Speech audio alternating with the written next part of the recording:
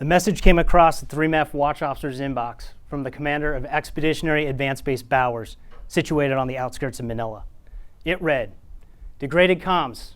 Cannot pull new satellite targeting data without more hardware. Need a software-only solution immediately." Seeing this needs request, the 3MEF watch officer forwards it to the 3MEF Innovation Cell. There, a data system specialist responds back within an hour that 3MEF doesn't have a solution available, nor the expertise to create one.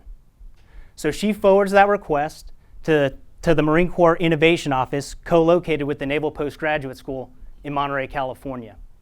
There, an operations officer sees the problem and quickly convenes an operational planning team consisting of a professor from the Space Systems Academic Group, a software engineer from computer science, and a data scientist from operations research. Within 24 hours of the initial message, they're on a video teleconference with the commander of EAB Bowers and the 3MEF Innovation Cell to discuss the specific requirements the commander has to continue his mission.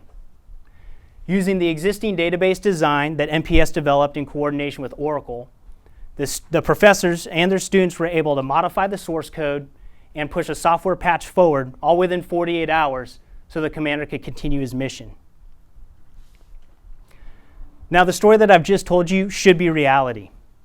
As our National Command Authority shifts its focus back to the era of great powers, the Marine Corps finds itself gapped in capabilities, stuck in a laborious research, development, testing, and evaluation process that can take years, all while struggling to even identify what it may need for the future fight. The decisions it makes today will have far-reaching implications on both the utility and potential survival of the service in the future. Good afternoon, ladies and gentlemen. My name is Major Lucas Burke. I'm a computer science student here at the Naval Postgraduate School, and I've got an idea that will disrupt and improve the Corps' innovation process.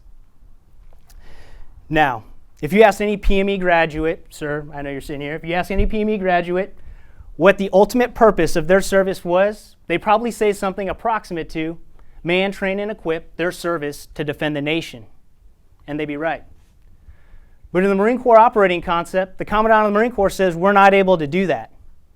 The operating concept bluntly states up front that the Marine Corps is failing to organize, train, and equip for the future.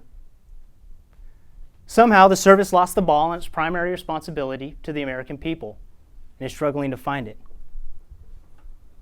So how do we solve these problems? What do we do? I've got an idea. Let's innovate.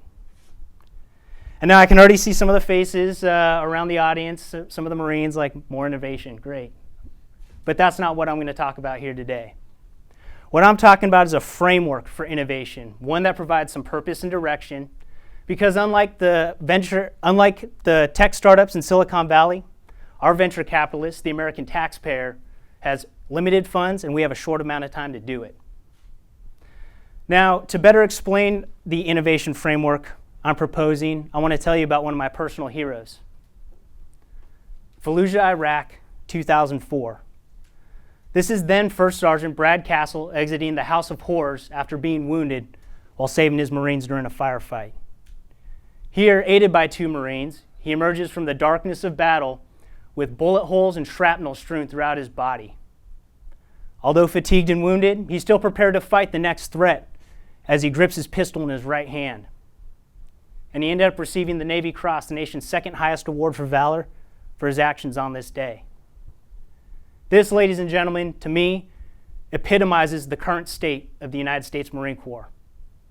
We are emerging from the darkness of almost 2 decades of bloody conflict, fatigued and wounded.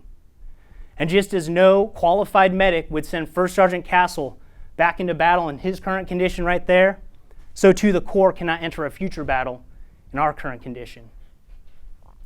So to solve some of the problems outlined in the operating concept, I propose we use the same type of framework that got now Sergeant Major retired Castle back on his feet.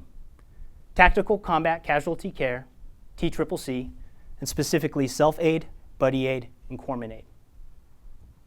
Now before I go into the details of the framework, I want to touch briefly on innovation in the military, in the Marine Corps. Military innovation throughout history has occurred typically at the overlapping areas of industry, academia, and government. And as the cornerstone of the innovation framework I am proposing, I'm also proposing that the Corps establish a Marine Corps Innovation Office co-located with the Naval Postgraduate School to aid in the Corps' innovation efforts. This institution would provide some purpose and direction, as well as serve as an institution that curates knowledge for all our innovation efforts. Now, you may be asking yourself, okay, I got the innovation office, that might be able to solve some problems, but how does that relate to a casualty handling framework? And I'm glad you're thinking that, because I'm about to answer it. Self-aid. Within the framework, self-aid occurs at the Mef Innovation Cells, the Marine Expeditionary Force Innovation Cells.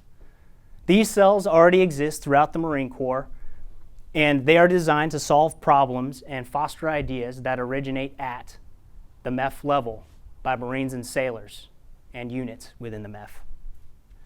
These are your Marines and sailors coming up with new ways to 3D print terrain models or designing and fabricating a new tool to expedite the maintenance process on an MV-22 Osprey. These cells serve as the MEF commander's makerspace, and additionally, any idea or solution or problem would be entered into a Marine Corps-wide database, and so a solution found in a MEF could be shared amongst all MEFs. Now, for any problem that can't be solved at the MEF level, well, those would get triaged to the next higher level of care, the Corps' buddy aid in the framework at the Marine Corps Innovation Office, co-located with the Naval Postgraduate School. These are the problems that require technical experts with a multidisciplinary and diverse academic background who would go out and scour the school for possible solutions. And if none exist, the MCIO could reach out to the broader naval service, places like the Marine Corps Warfighting Lab and Marine Corps Systems Command. Additionally, with on-campus representatives from the Naval War College and Training and Education Command, the MCIO could also leverage other naval academic institutions as well. But perhaps the greatest asset that Naval Postgraduate School currently has, and an MCIO could have, is the personal vested interest of the Secretary of the Navy to do the things that we are talking about here today in Monterey, California.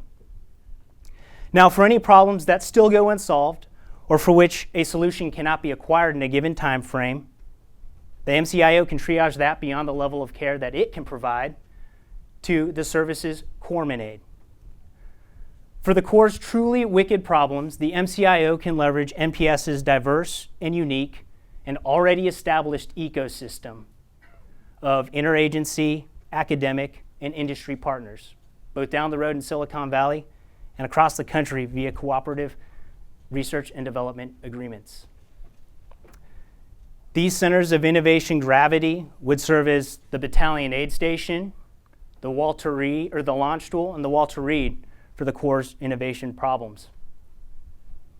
And I'll add this. The Marine Corps cannot continue to go forward without a solution. So the center point of innovation that I've been referring to exists already at the Naval Postgraduate School. In its diverse and joint and operationally experienced student body, access to academic research and military training environments. And innovation is not invention. The next step for any idea that's generated within this innovation framework would be wide-scale adoption by the Marine Corps. So any idea generated by one MEF could be looked at by the Innovation Office for wide-scale adoption by all the MEFs, or Headquarters Marine Corps.